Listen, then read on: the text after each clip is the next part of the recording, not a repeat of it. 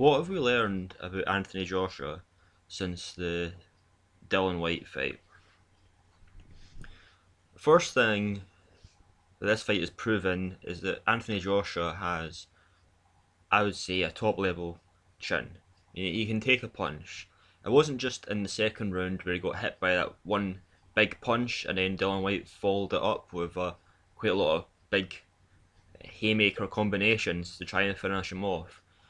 He was taking punches throughout that fight, in pretty much every round, especially the second and the third round. Anthony Joshua was taking a lot of good shots to the head, and yeah, he was wobbled once, but he never went down. He managed to recover from it well, and he took some good shots even in the sixth round. He still took a couple of good shots from Dillian Whyte, and in the third round as well, he was taking a lot of shots from Dillian Whyte. So he proved he's got a good chin.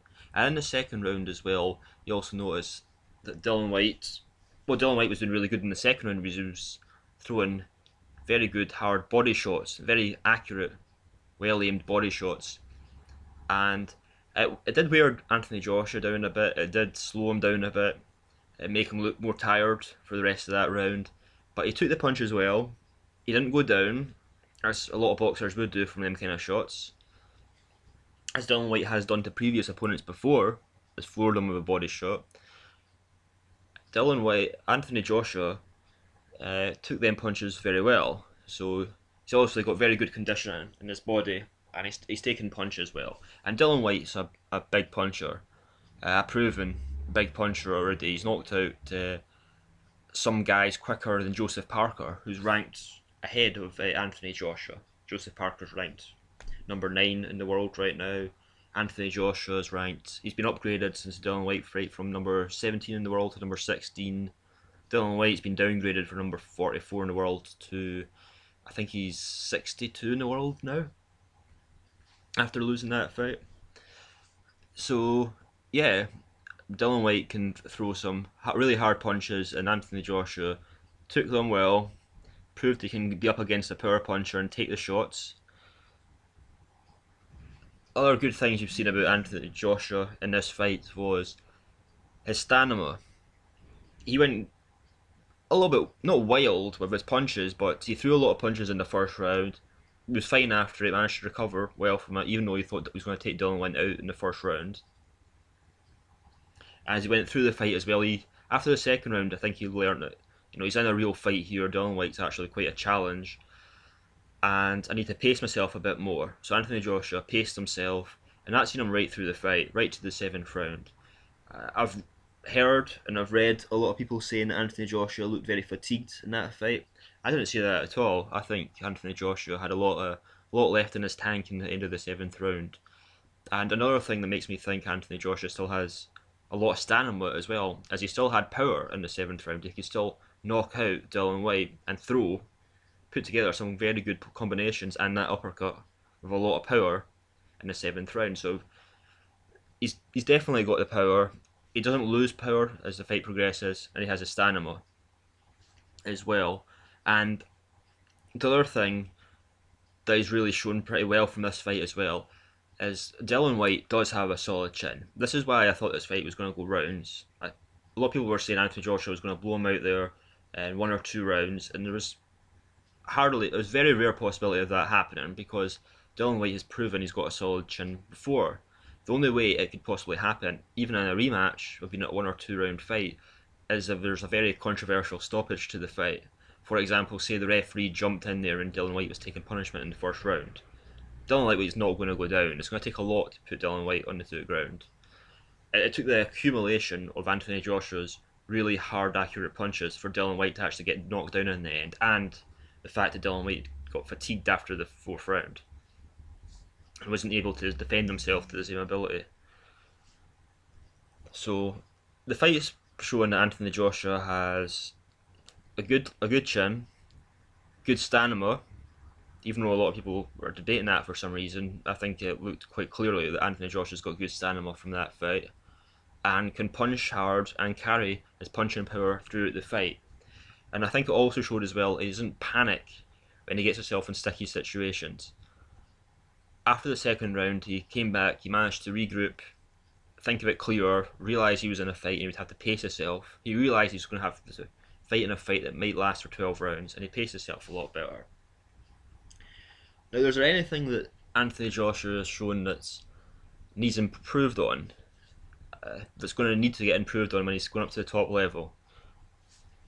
Yeah, I mean, he's looking really good right now. He's a very talented prospect. He does a lot of things right, but he does have some faults. I mean, I think he could have got himself out of a lot of sticky situations with Dillian Whyte. If he, what he's really good at is parrying his punches. I didn't see him doing that in the Dillian Whyte fight. Maybe he can't do it at that level, but when he was fighting Gary Cornish, he was parrying the punches well and then coming in with his own power punches or jabs. He didn't do that against Dillian Whyte. He's very good at blocking punches, blocking body shots, blocking head shots as well. But he's kind of stationary in that one position. What I'd like him to see him to do more of is to use his footwork as a sort of defence, like Vladimir Klitschko does. When it looks like the opponent's going to get in a good shot or kind of a combination, Vladimir Klitschko takes a big step back and moves across to the right, so he's out of getting attacked. He's out of that situation of getting attacked again, and he comes back with his own offensive. That's what Vladimir Klitschko does. Emmanuel Stewart, they're probably, arguably, but most people would agree, the best trainer in the world, taught Vladimir Klitschko to do that. And I think Anthony Joshua would do well to try and adopt that as well, just to, take a big step back, move out of range, circle the opponent, and then come back in with his own offensive. I think that would work well with Anthony Joshua. I mean, that's the reason why he was getting caught with them really good shots from Dillian Whyte in the second and third round.